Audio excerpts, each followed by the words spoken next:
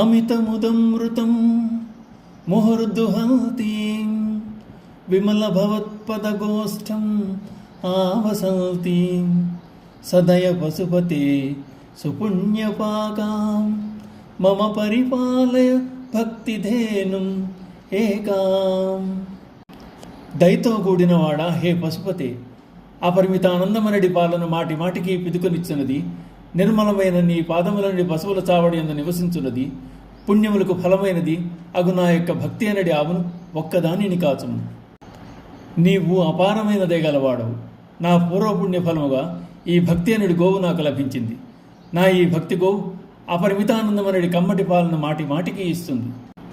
నీ పాదములే భక్తి పశువులకు చావడి, నీవు పశుపాలకుడువు కనుక ఆ చావడిలో నా యొక్క భక్తి గోవును కట్టుకోనిచ్చి దానిని కావుము.